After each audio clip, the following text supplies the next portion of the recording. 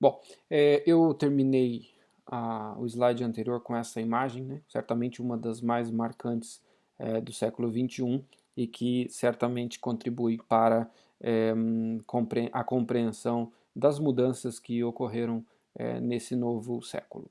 Pois bem, eu queria também te dizer que um outro elemento que certamente mudará a história das relações internacionais, né, uma Assembleia Mundial da Saúde.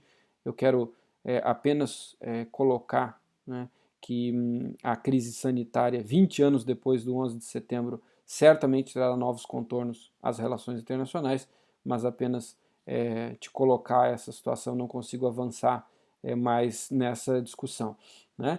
E voltar, portanto, para te falar dos paradigmas do novo século e dos caminhos, né, que o século XXI até aqui tem demonstrado em termos de história das relações internacionais contemporâneas. Eu acho que, como você está estudando história das relações internacionais, eu penso que o seu interesse em relações internacionais, na área de relações internacionais, talvez seja tão equilibrado quanto na área de história, ou talvez até mais na área de relações internacionais, está estudando a história das relações internacionais para melhor compreensão da área de relações internacionais. Eu queria te dizer que na área de relações internacionais há muito de se fazer hipóteses, tá, sobre o presente, né? Tecer modelos como o mundo é, como o mundo será. Tá? Isso de certa maneira, uma prática, entre aspas, importada da área da história. Tá? Na história, a gente chama isso, os historiadores chamam isso de história do tempo presente. Ela já foi muito criticada lá pelos historiadores e tal, mas tem um conjunto de historiadores que ainda insistem, e é uma área crescente, inclusive, né, de estudos, de abordar o tempo presente, não só o tempo passado, como a Grécia Antiga, a Roma Antiga, o período da Segunda Guerra Mundial, mas também chegar a períodos mais recentes. A grande questão aqui é que quando a gente está, quanto mais perto nós estamos do presente, mais difícil é para a gente fazer, primeiro, uma análise mais isenta, né? Vamos lá, neutralidade e isenção não existem em sua totalidade, em sua plenitude, mas algum nível é necessário. Né? Então é mais difícil de você se afastar das suas, digamos assim, convicções e dos seus valores e daquilo que você pensa para o presente. Né? Eu queria te dizer que nessa tarefa, alguns se dão bem, outros nem tanto. Tá? Então, quanto mais se considerar a historicidade, né? Quanto menos emoção, vamos colocar assim, mais chance o analista tem de fazer uma análise mais acurada da realidade. Tá? E houveram lá na década de 90, no início dos anos 90, no imediato pós-Guerra Fria, algumas não, umas centenas de análises, né? Sobretudo no campo das relações internacionais, aquilo que alguns chamam de pensamento geoestratégico, né? Que é quando o internacionalista faz um exercício de tentar traçar estratégias, fazendo análise do tempo mais presente e daquilo que ocorreu num passado mais breve, né? Mais próximo do presente, tentar traçar algumas grandes linhas de interpretação para que os estados possam executar suas ações, principalmente, notadamente, os grandes estados. Existem vários, mas eu queria falar de pelo menos três paradigmas, tá, de análise das relações internacionais, sobre hipóteses, né, sobre o presente e como que o mundo se organizaria no pós-Guerra Fria, que é a unipolaridade, né, aquilo que eu já até mencionei um pouco, o que seria os Estados Unidos liderando, entre aspas, beneficamente o mundo, né, nos termos da nova ordem mundial do governo Bush. Tá? Tem também uma teoria de puro caos, tá? E uma teoria de choque de civilizações. Eu quero falar dessas, existem outras, mas eu quero, nesta aula, colocar essas que certamente são clássicas no campo das relações internacionais. Quero começar então com esse livro do Francis Fukuyama, de 1993, tá? O Fim da História e o Último Homem. Tá? O que o Fukuyama coloca nesse momento pós-Guerra Fria? Tá? Ele está dizendo que o que ele chama aqui de o fim da história, aqui não é o fim da história no seu sentido mais amplo, mas é o fim do embate entre os modelos socialismo e capitalismo, com a vitória do capitalismo, do liberalismo, da democracia, e isso levaria o mundo a mais prosperidade econômica. Tá? Isso coincide, essa visão do Fukuyama, que eu acredito que hoje ele mesmo não concorde mais com essa visão que ele desenhou aqui, tá? Mas foi um livro muito lido na época do seu lançamento e até hoje, inclusive. Tá? Mas aqui as ideias do Fukuyama aqui coincidem com aquele momento de euforia americana no pós-Guerra Fria. Né? Então, aqui, se você quer entender como foi o período, como se pensava o período, o que seria essa nova ordem do governo Bush, você tem esse livro aqui que pode te auxiliar nesse aspecto e é um dos devedores dessa tradição, né? Ou melhor, tradição não, desse paradigma, né? De que os Estados Unidos seria, portanto, haveria uma unipolaridade no pós-Guerra Fria. Essa visão, ela se mostrou simplificada, tá? Muito simplificada, inclusive ela foi abandonada, como disse, até pelo seu próprio criador. Mas essa ideia de que o mundo viraria naturalmente, entre aspas, um bom lugar para se viver pela vitória do capitalismo, liberalismo, da democracia, a realidade mostrou que não é bem assim. Né? Um segundo pensamento geoestratégico que existe e até hoje faz bastante sucesso, né? E faz sucesso porque o mundo é caótico, né? As relações elas são caóticas. Essa teoria ou esse pensamento ou esse paradigma advoga por uma espécie de que o mundo vive num puro caos. Né? Existem jornalistas especializados, acadêmicos, né? Um deles que me vem à mente agora é o Jeffrey Robinson, em um livro Globalização do Crime, uma coisa assim, o título do livro dele, e ele diz que o século XXI pertencerá aos criminosos transnacionais, fazendo uma comparação de que, bom, tal qual foi o neocolonialismo no século XIX, será o crime transnacional no século XXI. E não é muito difícil de você se convencer de que há um puro caos no mundo, porque, por exemplo, se você olha dados de tráfico de drogas e armas, se você começa a estudar lavagem de dinheiro, corrupção, suborno, tá, pirataria, terrorismo, você começa a ver que tem uma série de coisas emboladas e por isso se chama puro caos. Né? Você está diante de uma situação caótica, porque o enfraquecimento do Estado contribuiria para essa anarquia total. O próprio Estado ele tem a sua legitimidade questionada, né? Toda vez que você vê exemplos de máfias, conflitos étnicos, nos Estados Unidos há uma forte literatura sobre nexo crime-terrorismo, né? Narcoterrorismo, ou seja, todo o dinheiro de qualquer crime ele acaba parando nas mãos de terroristas por conta da lavagem de dinheiro. Enfim, são coisas que estão dentro dessa forma de enxergar o mundo a partir de uma espécie de puro caos. Tá? E a grande crítica que se pode fazer a essa perspectiva é que ela está muito perto da realidade. Não que essas coisas não existam, tá? Mas essa forma de analisar está tão perto da realidade que não te permite ver as coisas de forma mais ordenada. Tá? E aí aqui, só para complicar um pouco mais, se você incluir a pressão do lobby, por exemplo, dos think tanks, dos especialistas, né, americanos que vão ao Congresso fazer defesa da causa A, B, C ou D, é daqui que sai, por exemplo, vínculos de que o crime organizado na América do Sul, por exemplo, estaria conectado com grupos do Oriente Médio, enfim, tá?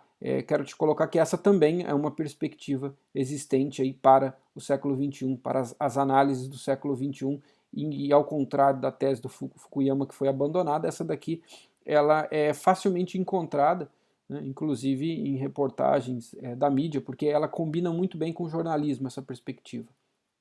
Bom, Um terceiro pensamento que eu queria te colocar, dos pensamentos geoestratégicos, é o Choque de Civilizações, um livro publicado em 1997 pelo Huntington, que ele vai dizer assim, olha, depois da Guerra Fria, as distinções mais importantes não serão ideológicas, elas serão também não serão políticas, também não serão econômicas, elas serão culturais.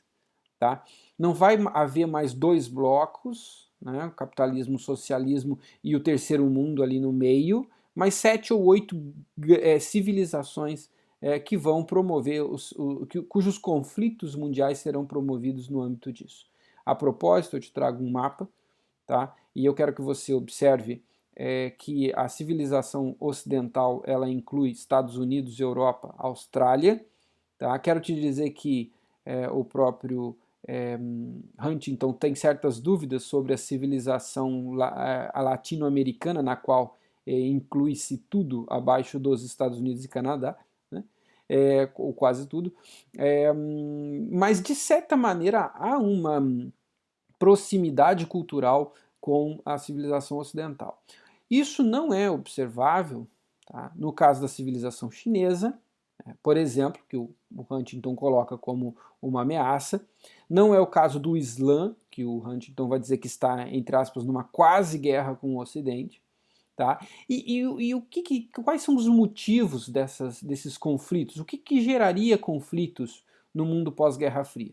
No entender do Huntington, seria, por exemplo, a afronta aos valores do Ocidente. A democracia, o livre mercado, o governo limitado, os direitos humanos, o individualismo, o império da lei. Tá? São exemplos disso que o Huntington chama de que o mundo seria um choque de civilizações. Eu quero chamar a sua atenção que o livro do Huntington e esse mapa, ele foi produzido em 1997, tá? E aí eu te trago algumas imagens da Guerra ao Terror, tá? Para te dizer como que, por exemplo, o choque de civilizações passou a ser uma das explicações muito bem aceitas no pós 11 de setembro. Tá? Só queria te chamar a tua atenção para te dizer que nenhum desses modelos explica toda a realidade. Tá? E por que não explica toda a realidade? Porque ele se propõe a explicar um item, tá? Explicar uma coisa, todos eles, tanto o Fukuyama quanto o Huntington, por exemplo, os autores citados aqui, eles foram e ainda são muito criticados. Tá? Mas se você pegar o Huntington, por exemplo, ele mesmo diz, olha, eu estou fazendo um exercício, tá, de pensar como o mundo vai ser organizado. Eu não estou fazendo um trabalho de ciência social. Isso ele diz no livro dele, Choque de Civilizações. Tá? Então é importante a gente observar que esses trabalhos, eles explicam alguma coisa, mas eles não explicam a totalidade. Talvez o mais próximo de explicar a totalidade, se é que é possível explicar a totalidade, se é que é possível chegar bem próximo de explicar a totalidade, talvez seja o menos útil, inclusive. Tá? Dos três que eu te mencionei, o caos total. Tá? E aí, por que ele não é tão útil assim? Porque a realidade, de fato, ela é caótica. Tá? As coisas acontecem todas ao mesmo tempo. Então, quando você olha parte da perspectiva do caos total, você não consegue enxergar saídas, você está vendo só o caos, e é o caos que você consegue ver, e daqui a pouco, e essa teoria ela é muito aceita porque ela, ela dá matérias jornalísticas, ela mostra a realidade, tá? Porém, ela talvez seja menos útil para se compreender os aspectos da ordem internacional, por exemplo. Tá? Se você partir da perspectiva do caos total, você chega à conclusão de que não há nenhuma ordem internacional, tá? Ou que as ordens internacionais são, ou que alguma possibilidade de ordem internacional está muito, muito longe. Bom, de forma, imagino que um pouco mais rápida, eu quero concluir com os caminhos do século XXI. Né? Eu queria te dizer, primeiro, um embate que tem importante entre a natureza da economia, a natureza da política, tá? No século XXI. A economia ela vai tender a nos dizer que é necessário ignorar as fronteiras para que os mercados para que as mercadorias possam e as pessoas possam circular. E a política ela vai tender a enfatizar as fronteiras. Então a gente tem uma natureza conflitante dentro dos estados e em política internacional de maneira insolúvel. Tá? Você não tem como compatibilizar essas coisas. Do ponto de vista político, vai se dizer que é preciso enfatizar as fronteiras. Tá? E do ponto de vista econômico, vai dizer que é preciso ignorar as fronteiras. Vou te dar exemplo. Ignorar a fronteira para a circulação de mercadoria é diferente de ignorar a fronteira para a circulação de pessoas. Se você tem circulação de mercadoria, você tem valores circulando, né? Você tem produtos circulando. Uma circulação total e restrita de pessoas traria um desequilíbrio muito grande aos estados por conta da imigração que poderia ocorrer. Pois bem, eu queria também te colocar uma imagem da invasão do Iraque em 2003, tá? E aí aqui a gente tem um case, né? Vamos colocar assim no mesmo termo da aula anterior, totalmente contrário ao início da década de 90, tá? Aqui você tem as tropas, né, entrando no Iraque novamente, agora lideradas pelos Estados Unidos, sem autorização da ONU. Tá? Ao contrário de 1990, lá em 90, no case de sucesso, há um problema de segurança nacional, de segurança internacional qual era o Saddam Hussein tinha invadido o Kuwait. Então o que a ONU faz? Reconhece o agressor e diz a ele que ele precisa acatar determinadas sanções, ele não acata e aí o processo prossegue. Aqui em 2003 acontece uma situação semelhante, que os Estados Unidos acusam o Iraque de ter armas de destruição em massa. O Saddam aceita a inspeção, tá? E mesmo assim a coalizão formada pelos Estados Unidos, liderada pelos Estados Unidos, invade o Iraque em 2003. Uma situação completamente diferente daquela de 1990. E eu queria já encaminhar para o fim dessas perspectivas das quais estou a tratar com vocês na segunda parte da aula. Eu não falei, mas tem um outro termo que também se tenta explicar o mundo pós-Guerra Fria, né? Não seria uma multipolaridade? Né? O que seria o G7, o G8, o G20? Não seria um mundo de realidade mais complexa, com estados, digamos assim, com mais condições de diálogo entre si? E aí eu quero, portanto, finalizar com a conclusão do próprio Henry Kissinger, que eu sugeri a leitura para vocês no começo do curso, tá? Que ele diz assim, olha, apesar de ter esses fóruns, ele vai dizer que parece que esses fóruns eles são mais para mídia social do que para qualquer outra coisa. Ele diz assim, apesar desses fóruns, ainda falta um fórum efetivo de consulta e cooperação. É isso que diz o Kissinger na conclusão do seu livro, num subtítulo chamado Para Onde Caminhamos? Algo assim. Essa imagem é bem recente, é do ano passado, né? Uma reunião, salvo engano, do G20, e aí eu queria finalizar com os players do século XXI à mesa. Né? Queria te colocar aqui a questão do coronavírus, acho que só escancara isso, né? Mas já para quem estuda relações internacionais, isso já vem sendo desenhado há um certo tempo. Né? Acho que o próprio Kissinger também aponta na conclusão do seu livro, né? Ele diz assim, olha, talvez a grande questão aí para os Estados Unidos e para a China seja não repetir a tragédia europeia, né? de se escalar conflitos e levar o mundo a uma guerra mundial. Né? E, portanto, para isso teria que se construir um novo tipo de relacionamento entre as grandes potências. Né? E, por fim, eu queria concluir dizendo para você que todas as relações internacionais entre os Estados, né, portanto, as relações entre os Estados ao longo do século XXI, sobretudo a partir daqui, elas dependerão dos Estados Unidos, da China, das suas relações entre si e das suas relações com os outros estados.